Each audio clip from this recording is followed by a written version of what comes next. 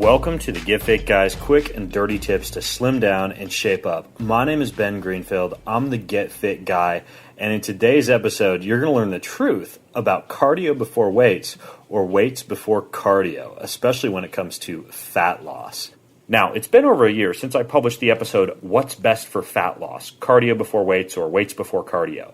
And I'll link to that particular episode if you go to the show notes over at quickanddirtytips.com. It's episode number 261 that you want to look for. But recently, a brand new study emerged, and it looked into this very question again and came to some pretty interesting conclusions you should know about if you want to lose fat, but you're not quite sure how to ideally mix cardiovascular aerobic training and weightlifting. Now, for many years, cardio has been known to benefit your health and fitness because aerobic exercise increases the density of very important cardiovascular components like tiny blood-carrying capillaries and also builds your cells, energy-producing mitochondria, assists with healthy cholesterol levels, increases blood vessel flexibility, helps with fat loss, and more. On the other hand, resistance training, aka weight training, has also been shown to have a significant impact on cholesterol levels, strength, lean body mass, and fat loss. So, if your goal is fat loss, along with full body fitness, it's clear that it can certainly help to do a combination of both cardio and resistance training. But the question is, which should you do first? Weights before cardio or cardio before weights? Well, last year, a study in the Journal of Strength Conditioning Research looked into whether the order of resistance training and endurance exercise during a workout actually affects fat loss. This study investigated the effects of the order of exercise on things like strength, VO2 max, body weight, body fat percentage, and lean body mass over an 8-week exercise program. During the study, inactive college females were randomly assigned to perform weight training either before endurance training or after. Their training consisted of 4 workouts per week for 8 weeks, with each workout lasting about an hour. The cardio was 30 minutes of moderate intensity exercise at about 70 to 80% intensity. And the weights was a 3-way split routine. This means one day they did chest and back, one day they did shoulders and arms, and another day they did lower body, performing 3 sets of 8 to 12 reps for all these exercises. Now, the time between the cardio and the weights was no more than 5 minutes. So, what were the results? Well, overall, the ladies experienced significant improvements in VO2 max, strength, and lean body mass after the 8 weeks of combined endurance and weight training. But there was no effect of cardio before weights or weights before cardio in terms of their results. In addition, the only ones in the study who saw changes in body fat percentage were those who made dietary changes and began to eat better. So in other words, what this study showed was that if you're just getting started in an exercise and your goal is fat loss, it ultimately doesn't matter whether you do strength or cardio first. And no matter which you choose, you simply aren't going to see results unless you change your diet too. Okay, now let's move to what happened in part 2 of the study on cardio before weights or weights before cardio. In this latest study, 30 obese young male students were divided into 3 groups: weights before cardio, cardio before weights, and then a control group that didn't exercise. Now, they trained 3 times per week. And very similar to the other group, they trained for 8 weeks. Their runs were at 70 to 75% of their maximum heart rate and gradually increased over the course of the study to 80%.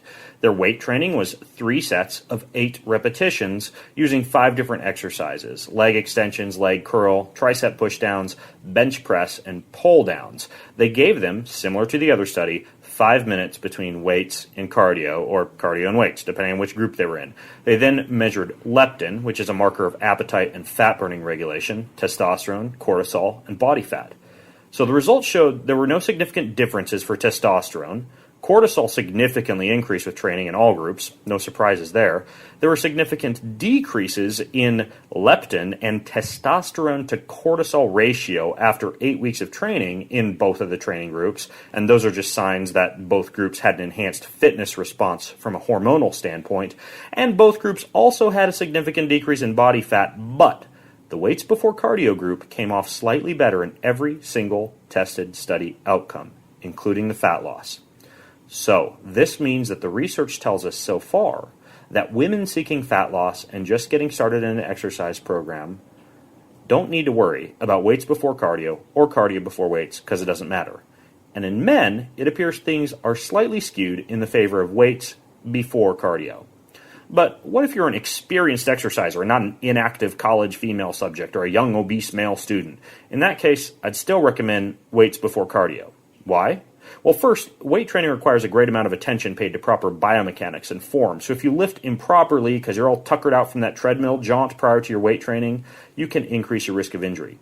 Second, weight training can actually count as cardio. Now, I have an episode called Does Weight Training Count as Cardio? You can check that out over at quickanddirtytips.com. And in that episode, you learn that if the weight training is of adequate intensity and performed in a very slow, controlled manner, your heart rate goes up, your muscles are burning, but you also get a blood pressure effect and a very similar cardiovascular response and cardiovascular benefit as cardio training.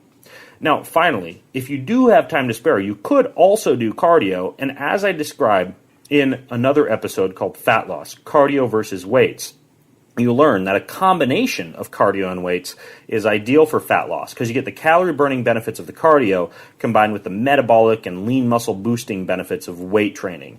And the best way to do that is to simply do brief bursts of cardio in between each set of weight training that you do. For example, a squat, an overhead press, and then 30 seconds of a burst on a bicycle, and then back to the squat and the overhead press. Now, this is a very effective and proven fat loss method, and I talk about that one in detail in my episode, What is the Best Workout for Fat Loss? Again, all these episodes you can check out at quickanddirtytips.com, where you'll find well over 250 back episodes for absolutely free.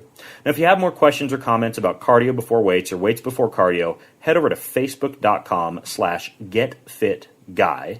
That's facebook.com/getfitguy, and join the great conversations that we always have going on over there about all things fitness. And until next time, I'm Ben Greenfield, the Get Fit Guy, asking you, what are you waiting for? Go get fit.